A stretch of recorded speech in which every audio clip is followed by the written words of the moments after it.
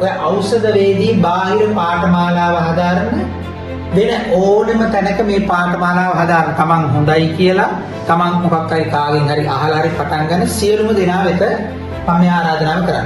අවශ්‍ය විශේෂ කරුණු ගොඩක් එකතු කරලා මොනවා හරි පාඨමාලා කරලා සබ්ජෙක්ට් එක ගැන මොනවා හරි කරලා නෙවෙයි. අලුත් එක්සෑම් රටාව කියන කේස් ස්ටඩි එක. ඒකට ඖෂධ වේදී හිතනකොට තර්ක ටික මම මේ පළවෙනි මාස 3 තුල කරනවා.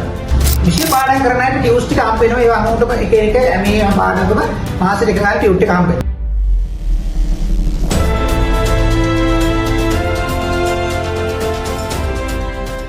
ආයිබෝන් සියලුම දෙනාට මම මේ අලුත්ම මම පටන් ගත්ත 2025 මැයි බැච් එකේ මගේ ඉන්න ළමයිට සහ ඊට අමතරව ඔය ඖෂධ වේදී බාහිර පාඨමාලාව හදාරන වෙන ඕනෙම තැනක මේ පාඨමාලාව හදාරන තමන් හොඳයි කියලා තමන් මොකක් හරි කාගෙන් හරි අහලා හරි පටන් ගන්න සියලුම දෙනා වෙත මම මේ ආරාධනාව කරන්නේ.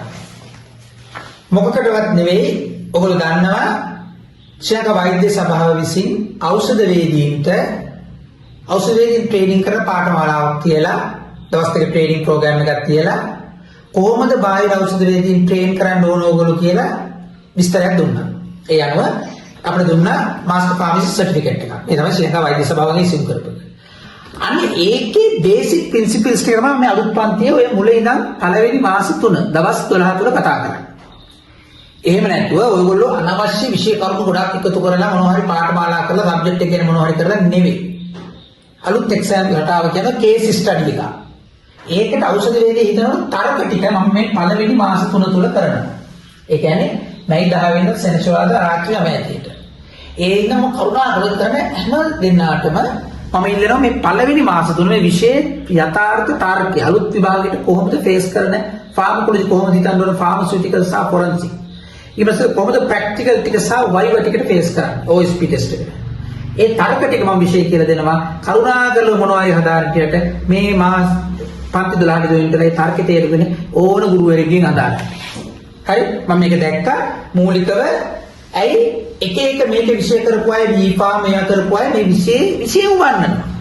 නමුත් ඒ වෛද්‍ය සභාව කියපු ඕනේ නෑ ඒගොල්ලෝ. මම කවුරුත් හිතේ නෑ ඔය ට්‍රේනින් එකේ මාස්ටර් ෆාමසිස්ට් එකේ. ඒ හින්දා කරුණා කරලා ඒ ටික කරන්න ඕනේ. ඊට අමතරව මම ටියුස් විශේෂ පාඩම් කරන අයට ටියුස් ටික හම්බ වෙනවා. ඒවා අමුතුම එක එක මේ පාඩම්කම මාසෙට එක ගානේ ටියුස් ටික හම්බ වෙනවා. ඒවත් මම දෙන්නම්.